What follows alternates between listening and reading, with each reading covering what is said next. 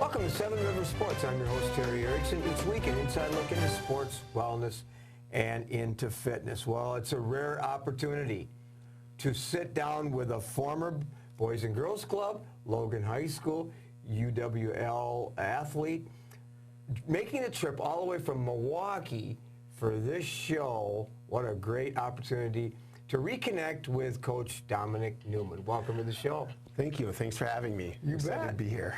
Let's just delve into something pretty profound right away. Should we do that? Okay, sure. Why not? We're just on coming down the slippery slope from the pandemic. Okay, it affected you, it affected your family, it affected this country, it affected the world, it affected your team and so on. How did your team respond to that? Because they were virtual, they were in school, no practice, no meets, now you're back into it.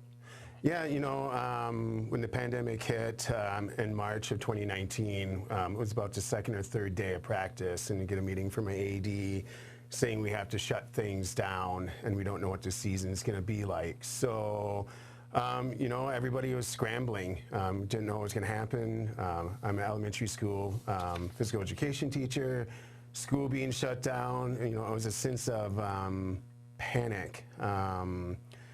You know, but the school and the WIA allowed us to still have contact with our athletes. I held weekly Zoom meetings. My cell phone was available 24 hours. You know, that the athletes at that time for the track season just wanted connection and a sense of safety. And you know, other than your family or churches or people in your community, coaches are a great resource for the athletes themselves in a time of uncertainty and fear. Not only did this country have to deal with a pandemic, a raging pandemic, but then systemic racial issues and biases. And certainly in Milwaukee, much more diverse than La Crosse, although La Crosse, since you grew up here, very diverse also. So starting with you growing up in La Crosse as a young black student athlete, there wasn't much racial issue. There weren't many racial issues, biases, those kinds of things, were there? No, I mean, certainly I've had my moments as a child where, you know, the N-word was throwing out, you know, at me. Oftentimes I don't think my friends or people really knew the ramifications. It just seemed to be kind of a normal word. That's changed. I guess I'd say I've been exposed more to it being outside of La Crosse for a number of years. I'm teaching in Minneapolis, teaching in a much more diverse school for a year, then moving to Milwaukee, you know, another large-sized city. You know, and I've had mine. I've had some fears. I've been pulled over after the state meet, coming home from La Crosse for the state tournament, and having 10 police officers in the North Shore community pulling me over at gunpoint and having me face on the ground, and you know, the fears of that. So it's not the first time. It's happened when I lived in Colorado. It's happened 3 times in my life, but I guess I was more fearful because the North Shore, Shorewood, Whitefish Bay, Glendale, that area is my home. And, you know, I feel like the police officers knew or should have known who I was. This happened about 8 years ago. So, you know, I have that. I actually, since everything started happening, I've been more fearful. So during the pandemic, I kind of stayed home and I don't want to say work for a cause, but I just did, you know, talk to my athletes, talk to friends. People were checking up on me, friends from all across the country, making sure, like, you know, how I was doing emotionally and physically with that. Well, again, our guest this week, Dominic Newman, came from Milwaukee today, grew up in La Crosse to be my guest this week. Well, you grew up in La Crosse. You began attending the Boys and Girls Club when you were like in 4th grade. That's when I was introduced to you. Let's talk about those days. What attracted you to the club, and what were some of the special memories of those days? You know, attracted me to the club. You know, again, I come from a single-parent family. We moved here from Minneapolis, and I was in 2nd grade. moved to the north side, and I had my friends. I remember them clearly. I hope they don't mind if I name drop, but it was like people like John Evans and Brian Solar and on, or like I remember the old boys club way up on the north side, and I believe it was an old church. Well, that was you're right, though. Just not to interrupt you, but it was called the Boys Club. Boys Club, yes. And then during your years at the club, we changed it to Boys and Girls Club. And by the way, one of the first clubs in this country to change the name from Boys Club to Boys and Girls Club. You were part of those years. Yes, I was part of those years. And, it was the friendships and the camaraderie and the family, and it was a place to feel safe. My mother, again, being raised by my mother, single family, it was a safe spot for me to go to. She worked hard, and while she was at work, my brother and I, James, would walk up and bike to the club and play the air hockey and be down in the basement and play basketball. My love for sports came from the Boys and Girls Club. I remember the Taj Mahal opening, and I was just there recently visiting from the state track meet and saw part of the new infrastructure on the north side. And unfortunately we're not seen as much, but I was a three-sport athlete, up until my junior year of high school, and then I was exposed to baseball and basketball and wrestling and football, and being undefeated in football when I played for you, and being undefeated, I ran cross country at Logan Middle and being undefeated. Let's talk about those high school years, but before we do that, one of our favorite members of all time, speaking from me and my staff, was you, Dom. I think you know that too. You won some awards from the club and so on. But you really started to evolve as a student athlete when you ran and participated in sports at Logan, and those were some very special times also. Yeah, they were, and I tried, again, several sports. I encourage my athletes, my love is cross country and track, and all my freshman athletes, I always encourage them to try a third sport, cross country, swimming or basketball. Those are the ones, or maybe wrestling for our boys, and then come out for track and maybe specialize after your junior year. But and I tried those. I wrestled. I played football. I didn't do cross country my freshman year at Logan. Watched a friend. He broke his neck a few weeks out from the end of the season, and that kind of scared me. And I kind of went into wrestled. And then track started, and then found out I was having a lot of success with that, and it was kind of easy push for me to do cross country the following year. You won some awards there. In fact, you were on a team that went to state. Yep. Cross country. So we were runner-up at state by 1 point, and just one step too short, or 2 points. We were runner-ups by, and and what's funny about that, the team Racine Case that won, Bob Fletchhouse is, we became college teammates, and he lives just 30 minutes north of me, and we get together a couple of times a month, and he's coaching, and we reminisce of those times. And well, speaking of college, let's talk about that. You graduated from Logan and then went on to UWL, but there were a couple of roadblocks and some setbacks. One, your grades struggled because you were taking care of your brother. Yep. You dropped out of college. You were on your grades weren't where they were supposed to. You left lacrosse. You weren't sure what you were going to do. No, I didn't. And backing up, a little bit, I wasn't even planning on going to college. And Coach Pat Maroney, I remember specifically at a workout, he's like, I feel like you have a shot of competing in college, and you should take the opportunity. And I'm just like, I'm not so sure, and I didn't take my ACTs, and long story short, he's like, you can't race until you take your ACTs. So I took it. I had a high enough score to be accepted to a number of colleges, and I met Phil Eston, who believed in me and made me feel comfortable, and said he was going to take a shot with me on that. Well, that's great. But then you moved to Colorado. We talked about that. But you had to take care of your brother, so your priorities changed a little bit, high school, college, because you weren't you had more on your plate than maybe some students did. I did, yes. So my mother moved back to Minneapolis, and my brother still had about 6 months of school or so, and I was kind of put in the realms of kind of taking care of him, and not just post-graduation, but even, you know, the after high school, and, you know, paying the mortgage on the home on the north side that we're at, and trying to run on a very, you know, competitive national team, and it was a struggle. Definitely was a struggle. What I think is impressive too is you went away to find yourself for a while in Colorado. You came back. You sort of kind of reprioritized some things, and you were on the academic dean's list. And then you competed with excellence.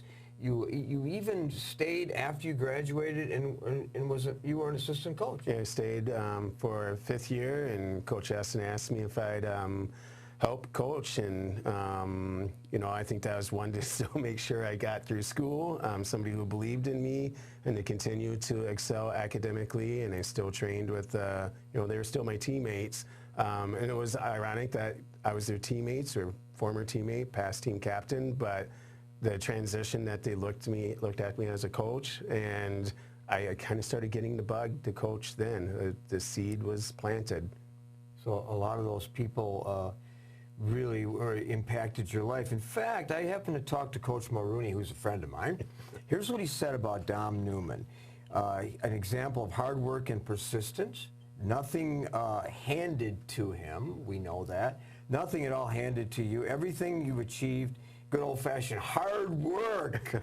And the youngest coach to be inducted into the cross-country Wisconsin Coaches Hall of Fame. And we're going to come back to that. We're going to step aside here just for a minute. Okay. When we come back, we're going to talk more about some honors and some defining moments in the life of Coach Dom Newman. We'll be back right after this.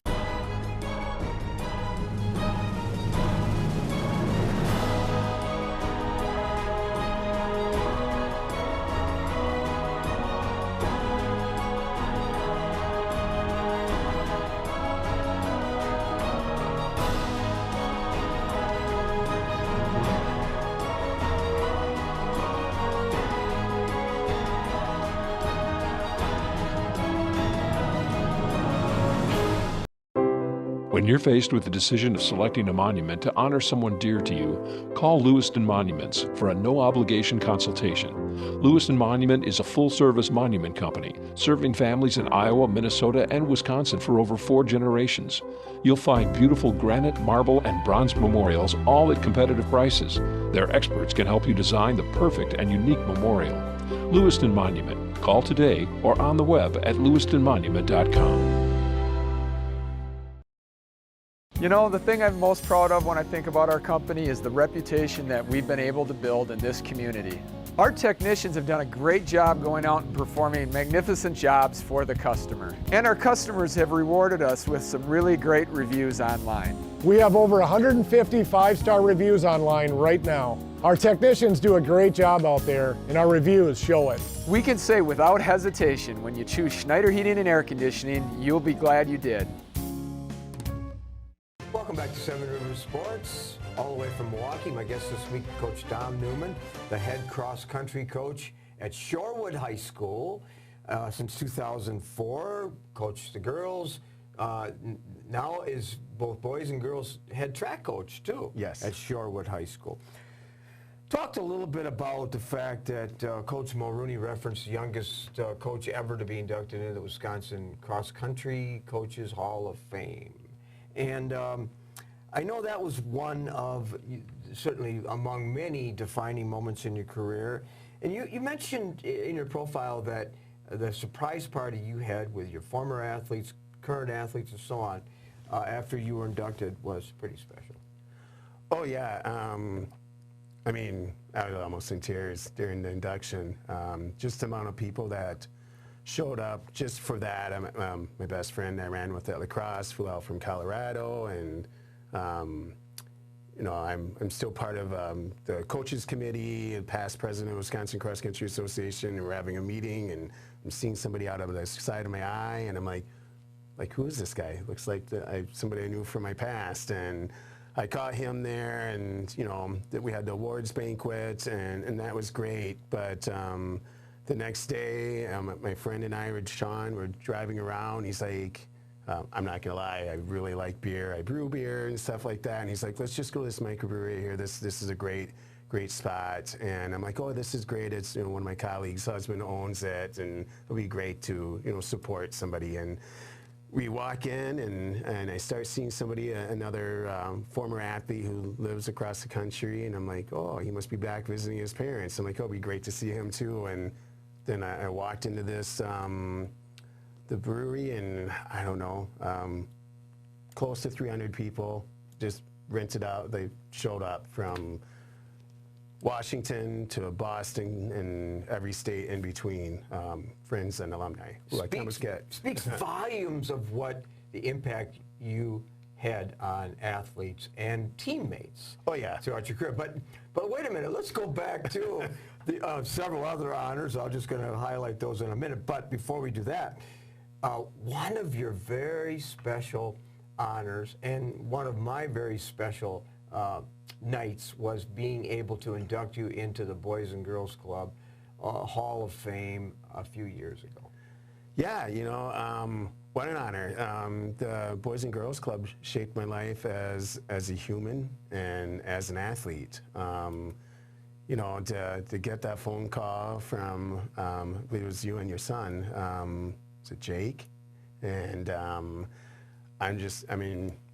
nobody really, I never got into coaching in real life. Everybody wants to be in the Hall of Fame as a child, for a sport. Growing up, I thought, oh yeah, football or basketball, but it's neither one of those. It's the Boys and Girls Club Hall of Fame, for, I'm assuming, being an athlete, being the person I am, and what I've been able to provide to the community at large. Well, all those things is right, just being who you are, your authenticity and your credibility and your leadership. But I got to say this to our viewers, too. I have to share what cross-country state champs 6 times, coached 2 individual state champs, sectional champs, 11 conference championships, state coach of the year 6 times, most recent 2012. I could go on and on and on, but here's what caught my eye, too. Brooks Inspire Coach of the Year finals in 2014. Oh, yeah. One of my former athletes wrote a nice little essay and sent it to Brooks, and all of a sudden I get a call from the Brooks rep and saying, hey, you're a finalist for National Brooks Inspire Coach of the Year. And they said that one of your athletes just wrote a great essay, and we're picking you. We're going to fly you out to Brooks headquarters in Seattle, and I didn't win the Coach of the Year, the final, but I met some outstanding coaches throughout the cross country. Some I'm still friends with and we connect with each year. And what an honor to even be nominated. Well, speaking of former athletes, one of my close friends, Peter Morris, you probably know that. Here's what he said about you. Always take, your quote, always take care of the little things, you would say to your athletes, stretching abs, strengthening and taking care of your family. You have a son and a wife, and that's a big part of who you are. And do things that make you happy as an individual, which you do. And then here's Coach Dom Newman's advice in 5K races was run the first mile of the 3 miles with your head, your second mile with your heart, and the third mile with grit, sweat, determination, and persistence. Exactly. And I also tell them each part of the course, we have segments or goals, and just don't settle. Just keep there, go after it, and do the best that you can, and never be satisfied. Share the culture of Shorewood High School athletics, particularly track and field and cross country. The culture in terms of support, in terms of family, in terms of servant leadership, humility, going the extra mile. The one thing that we do, we're a family, and so we do everything for each other. I haven't had team captains for track and field or cross country for a long time. I believe you have to teach everybody how to lead from their freshman year to their senior year. Of course, certain athletes, gravitate to one more than the other, but everybody has to learn how to lead in life. So, and that's a skill. Some can do a little bit better than others, but we have to learn how to lead throughout our whole life.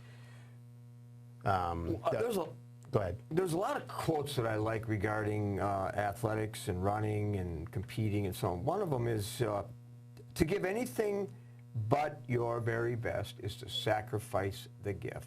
To give everything but your very best. Now, you've had athletes, and I've coached athletes that don't give their very best, that you just have to try to find a way to motivate them. So you have an athlete at Shorewood that maybe is not reaching their peak for whatever reason. And as a leader, as a coach, your job is to get the very best out of that athlete. How do you do that? The one thing that I do is, well, there's two things. One, I always have athletes write a race reflection, because that owns it. You own whatever race that you put in, that effort, that day. When you put it on a piece of paper, you read it, you share it with your coaches, you share it with a teammate, and that's one way. So I feel like every athlete I have had out in the program is not just out for cross country to be out for cross country. They love the sport. They run for themselves. They run for their teammates. They run for their family, their community, and the alumni, the support for all that. They run for somebody out there. And the one thing I always tell my athletes before the race is, who do you run for that day? And so it could be a grandparent, it could be a teammate, it could be your parents, it could be an aunt and uncle. I've had an athlete, say like they had a family member that didn't have a lot of time left in their life, and they're like, I'm running for this particular uncle. I don't know how long they're going to be here, so I'm owning this race for them. I think that's important to, you have purpose to be out there. On a different scale, on a smaller scale, I do the same thing on all of my races. I choose somebody or some purpose for the races that I compete in. I love this quote. The essence of coaching, for you and for all coaches, is to get players to wholeheartedly agree to be coached, open themselves up to want to get better. And then the coach, the ideal coach, should offer the opportunity to develop the sense of their own identity as a team and as a individual athlete. Right. I mean, I know, first and foremost, like, I always have a mission statement with our team, and I share that with the athletes and their family, and even remind the alumni, because they do reach out. Just had one that was back from Boston, and he showed up to run with the team. But, our identity, and the sticker I gave you is run as one. And so then that means, like, who you're running for. It's not just yourself, it's your teammates, it's your family, it's the community, it's our checkerboard uniform for cross country, it's our new red S and mini S's on the back of our shirt for the boys and girls track and field program. But who you're running for, we are a family, and everybody's comfortable, find somebody that you're comfortable checking in with and sharing your thoughts and feelings and even frustrations. Coaches have core values that they teach their athletes, life lessons that go on and on. Mental toughness, enthusiasm, being a family, as you said, team praise and team accolades more than individual, and humility, of course. What are some of those that you focus on? We talk about just being a family, just not with our current athletes, but go out there and get to know an alumni and reach out. Although our alumni is pretty good at choosing somebody to contact, or just group emails. Being great student athletes. Every year that we've been to the state, we've been academic all-state as a team. 3.0, 3.5 or higher for your top 5 or 7. So, we talk about you're student first, runner second, and everything else that falls in between there. 20 years from now when you retire, as we close the show, 20 years from now when you retire and you walk away, and how do you want your athletes, the Shorewood community, the school district to remember you? You know, just as Dom, just the person that hopefully gave him a smile and pointed them in the right direction and motivated them and just made them feel safe. So if they don't call me coach, they just call me Dom. You gave our viewers a smile by traveling from Milwaukee to be my guest this week. So we want to thank again Dom Newman, former Boys and Girls Club, Logan High School, UWL, now the head track and field and cross-country coach, Shorewood High School in a suburb of Milwaukee. I appreciate you having me. Thanks for being on the show. It was great to catch up. All right. All right. We'll be back with some closing thoughts right after this. With our busy lives, it's a comfort to know that we can still remember loved ones in a traditional way with a monument. Lewiston Monuments in Lewiston, Minnesota has been helping families purchase a monument for over 4 generations. You'll find a large selection of beautiful granite, marble, and bronze monuments, all at competitive prices. And they're a full-service company, so they also do straightening, cleaning, and repair of monuments. Stop in or call for a no-obligation consultation, or visit lewistonmonument.com for more information.